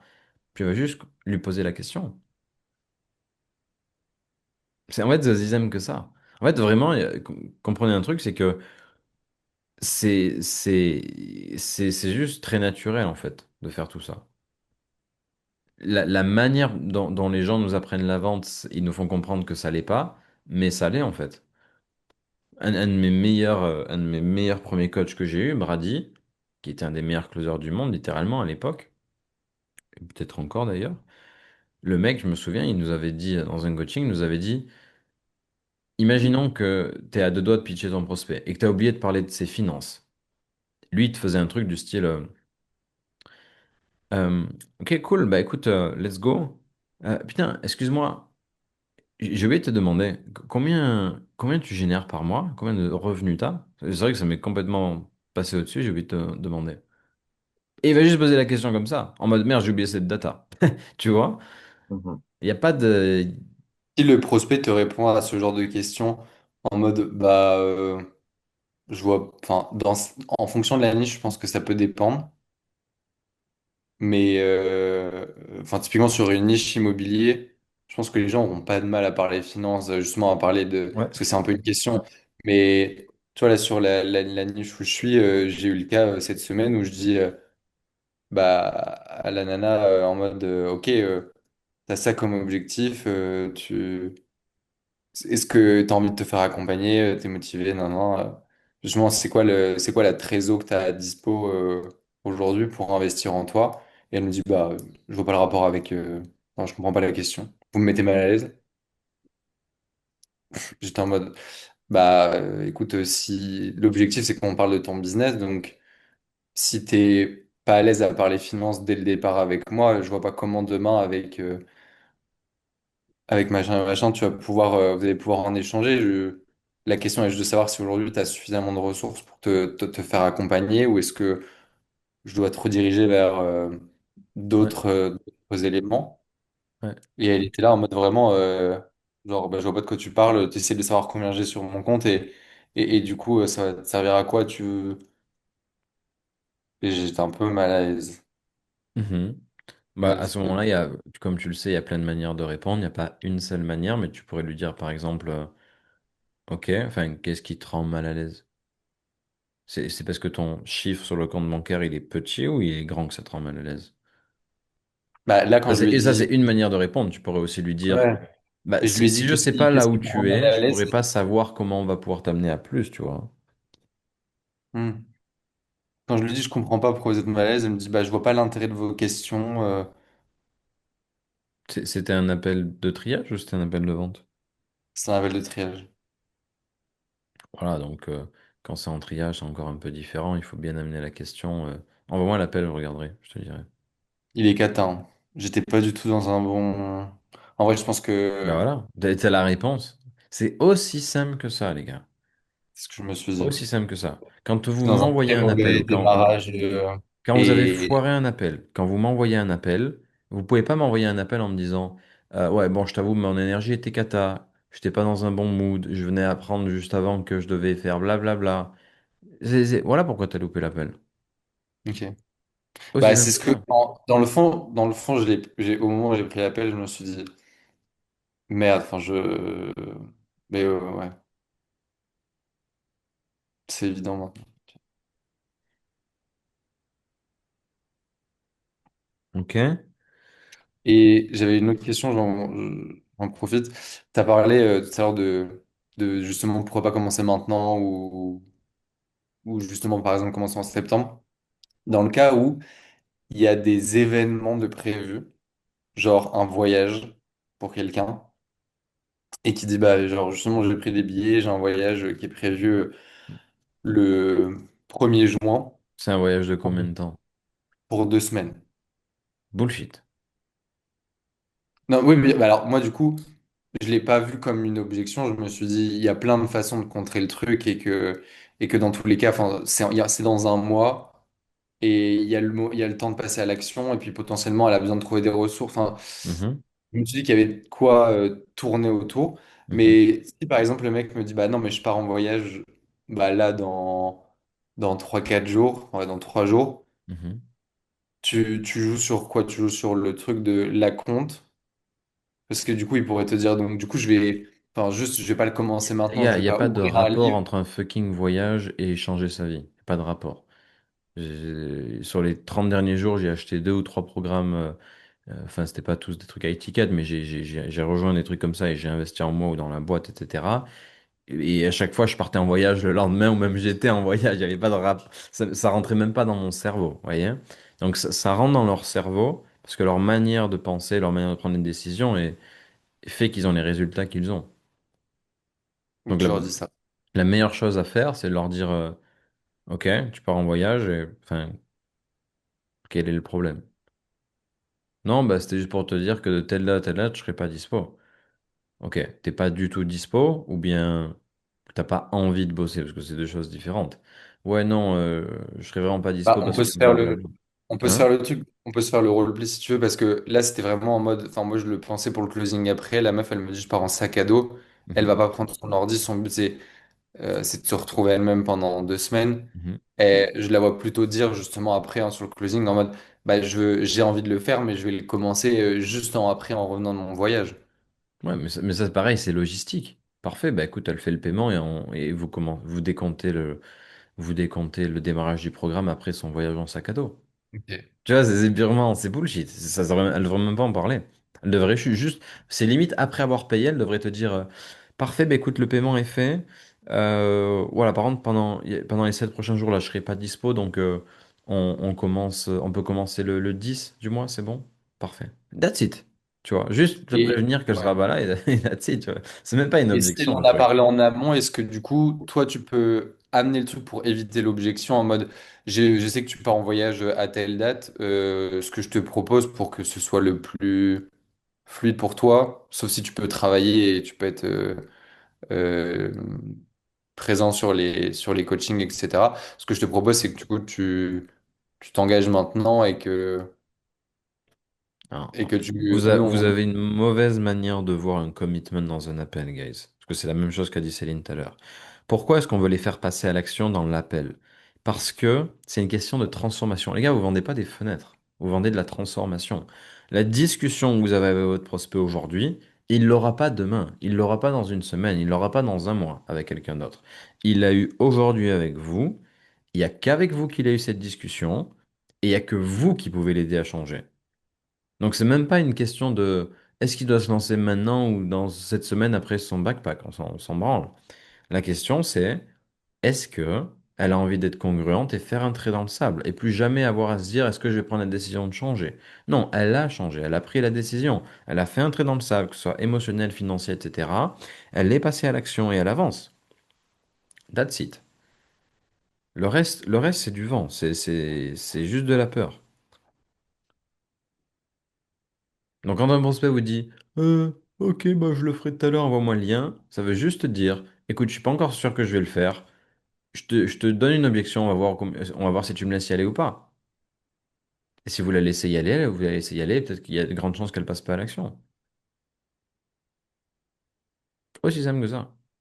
Vous Ok. avez un état d'esprit de j'ai cette discussion maintenant avec cette personne, on va en profondeur, on trouve la vérité et on fait un trait dans le sable maintenant. À partir du moment où c'est maintenant qu'elle veut se lancer, à partir du moment où je l'ai pitché. Je vous l'ai déjà dit, mais je vous le répète, soit vous hard closez, soit vous repoussez le prospect. Si tout à l'heure Noé nous avait dit, bah, je t'avoue que je me vois bien me faire accompagner par mes deux, trois potes qui ont de l'immobilier, j'aurais pas pitché. J'aurais dit, ok, vas-y, va chez eux.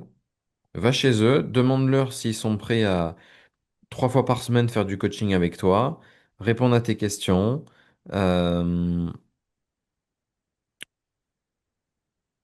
t'aider, t'aider à venir sur place, trouver des biens rentables, etc. Et en plus de ça, gratuitement. Vas-y, demande-leur. Et s'ils m'avaient dit, ouais, je vais faire ça, ben, je leur ai pas pitché. Par contre, s'ils m'avaient dit, ouais, non, en vrai, t'as raison, c'est vrai que ils vont pas avoir autant de support avec moi. En plus de ça, je devrais aussi, du coup, les payer si je le fais. C'est pas une école comme vous d'immobilier où dans laquelle ils ont plein de témoignages clients, et ils ont pas d'expérience. Et j'aurais surmonté l'objection en mode, est-ce que tu penses que te faire aider par ton pote qui a deux biens achetés versus des gars comme nous qui en ont 50, enfin, c'est plus pertinent de te faire aider par eux que par nous? J'aurais juste surmonté l'objection. Mais à partir du moment où vous pitchez quelqu'un, vous êtes en mode let's go, je le pitch. Premièrement, vous êtes confiant qu'il va acheter, très confiant, vous pouvez presque mettre votre bras à couper, main à couper. Et deuxièmement, il y a hard close à la fin. Il n'y a pas de, on se rappelle ou je sais pas quoi. Non, c'est très dans le sable maintenant. À partir du moment où vous allez avoir cet état d'esprit-là, beaucoup de choses vont changer. Et mes résultats ont moi-même commencé à changer le jour où je me suis dit ça. Le jour où j'ai commencé à closer comme ça.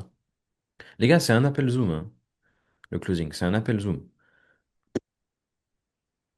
Faut pas être attaché à ce qui se passe dans l'appel, il faut pas être attaché à ce que va dire le prospect. C'est un appel Zoom.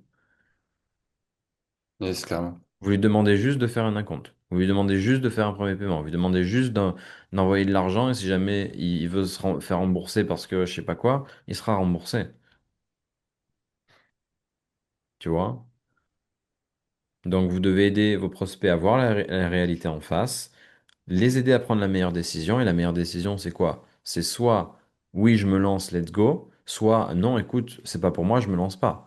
Vous devez les aider à prendre une décision. Si votre prospect quitte l'appel sans avoir pris de décision, vous avez échoué. That's it. Si vous quittez l'appel et que votre prospect vous dit pas, écoute, non, je vais rester comme ça, je suis bien comme ça et je pense que c'est mon destin, ou écoute, let's go, c'est bon, le paiement est fait. Si vous n'avez pas une de ces deux réponses-là, vous avez foiré un truc. Je peux pas être plus clair que ça. Clair. Et je vous garantis que c'est comme ça que vous allez progresser. Moi, j'appelle ça le blitzkrieg. C'est en mode, chaque appel que je fais, il y a un outcome, positif ou négatif. Il n'y a pas de peut-être. Forcez-vous à faire ça, vous allez voir comment vous allez progresser. C'est le premier truc que vous devriez faire quand vous commencez à avoir des appels. Forcez, poussez, poussez, poussez. Vous allez faire face à la réjection, vous allez devoir faire face à de la résistance. Et encore une fois, si vous avez bien fait votre discovery, vous allez parfois et souvent avoir zéro résistance. Et that's it. Et quand vous avez de la résistance, vous regardez l'appel en mode putain, qu'est-ce que j'ai foiré? Le mec à la fin, il voulait pas le faire. J'ai forcément foiré un truc, parce que j'en ai un autre, et le mec, il avait zéro objection. Aussi simple que ça. Céline? Mais moi, j'ai une question, c'est de voir, est-ce qu'il y a un truc sur lequel on peut soi-même aller hacker son cerveau pour justement être dans cette dynamique? Parce que j'ai beau essayer dans mes appels et ainsi de suite, j'ai par moments, j'arrive pas à me mettre dans cette posture de je rentre dans l'art de mon lead. Alors, je sais que j'ai ben voilà, une certaine personnalité, mais est-ce que ça vient encore de croyances limitantes ou c'est quelque chose d'autre? Mhm. Ça vient de tes peurs et de tes propres croyances, ouais. Ouais, ok. Est-ce que quand c'est comme ça, Si justement par rapport à toi-même, ce que c'est. excuse-moi Noé, hein, mais si toi-même, Céline, t'arrives pas à te dire, j'ai zéro peur, je vais aider ce prospect, je suis littéralement son sauveur et il va pas quitter l'appel sans avoir pris de décision, si t'arrives pas à te dire ça à toi-même et projeter ça dans l'appel, bah forcément, oui, c'est toi le problème. Mhm. Parce que tu vois, dans tous mes appels, les quatre piliers, enfin toute la data et tout ça, je vais vraiment tout chercher, je vais surmonter toutes les objections, enfin de telle manière à ne pas en avoir. Mais vers la fin de mon appel, il y a toujours un truc qui foire, quoi. Soit il y a la connexion Internet qui plante, Mhm, soit la personne, elle veut faire son acompte après, euh, mhm. ou il y en a qui veulent, qui doivent aller chercher un crédit. Donc, Et je me dis, réponds à ça. oui, Si dis-moi. tu as dit juste avant à ton prospect, combien de jours de plus, monsieur prospect, est-ce que tu es OK de vivre dans cette réalité où tu manifestes pas ce que tu veux, t'as pas la vie que tu veux, t'as Mhm. pas le business que tu veux, t'as pas l'énergie que tu veux et que t'as pas l'argent sur ton compte en banque que tu veux, combien de jours en plus tu as envie de vivre ça? Et qui te répond plus un jour de plus, Céline. Et qu'à la fin, Ouais. il te dit non, je vais pas faire d'acompte. C'est pas congruent, tu vois. Donc ce Mais que oui, tu je sais. foires, c'est ça. C'est cette partie où tu resserres l'étau, tu vois. Tu dois resserrer l'étau sur eux et écraser tout le reste, en fait. La seule chose que tu veux extraire d'eux, c'est leur engagement à changer. Et tant qu'ils te disent pas, je vais changer, c'est aujourd'hui, merci Céline, qu'on ait eu cette discussion, tu les pitches pas. Et à la fin, je t'ai montré tout à l'heure comment faire Ouais, ouais, tout à fait. surmonter. Mais c'est ça qui me rend dingue, c'est que tout ça, je l'ai. Quand je leur dis, ben voilà, que je les projette dans la face, dans le pilier 4, Mhm, que je leur fais la question, pendant combien de temps t'es encore prêt? Non, je veux tout changer, je veux y aller maintenant, je veux plus mhm, attendre. Et au moment d'après avoir pitché, de donner le prix, il y a un problème là, quoi. mhm. Bah, tu surmontes Mais encore enfin, l'objection, je la sais que dernière c'est ma objection. C'est juste de la posture. peur. Mhm. Ouais. Tu surmontes les derniers blocages qu'ils ont, et that's it. Mm. Ouais. Bien sûr qu'ils vont pas tous. C'est pas... En fait, c'est là aussi où vous devez comprendre ça. C'est pas parce que tu dis à ton prospect pendant encore combien de temps est-ce que tu vas blablabla qui va pif à la fin sans objection. Parce que c'est un tout. C'est tout l'appel qui compte. C'est quelle était mon énergie, quelles sont mes croyances, qu'est-ce qu'on a dit, qu'est-ce qu'on s'est dit avec le prospect, au combien est-ce qu'il a envie de changer, au combien c'est un problème dans sa vie qu'il est ça, au combien est-ce qu'il a confiance en nous. C'est tout l'appel en fait qui est important. C'est pas Mhm. juste une phrase, tu vois. Donc premièrement, oui, Céline, tu dois augmenter le niveau de, de, de, de, de, de dureté que tu as avec eux. Tu dois être plus dur, parce que ça devrait t'énerver qu'il y en ait qui te disent ça et que tu closes pas. Tu devrais te Ah, dire, mais ça putain, me met ça en... m'énerve en fait. Pourquoi est-ce Ouais, qu'il me ça dit ça? m'énerve. Donc je vais être plus dur avec eux avant le pitch. Ça, c'est le premier truc. Et le deuxième truc, c'est qu'à la fin, tu dois juste être en mode, bon, bah, c'est juste un peu de peur. Je vais juste l'aider à passer à l'action. Et quand elle te dit, écoute, je vais le faire tout à l'heure, tu lui dis, bah, je t'avoue que nos meilleurs élèves, ils le font maintenant. Qu'est-ce qui t'empêche de le faire maintenant? Et tu surmontes l'objection sur le spot. Et tu la Mhm. lâches pas tant qu'elle quitte pas l'appel. Ouais.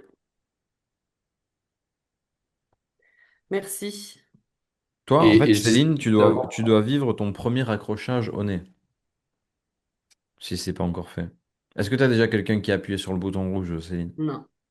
Voilà. Non, mais j'ai déjà eu deux fois, et dont jeudi, une personne qui était en Guyane qui devait. Ben là, enfin, je pense que moi, mon erreur, c'est que j'ai voulu aller chercher qu'elle paye pas en 10 fois, mais parce qu'elle avait un montant de 700 euros qu'elle pouvait mettre. Donc je lui ai dit, voilà, tu peux faire l'accompagnement, payer en 7 fois, ça te fait 715 euros.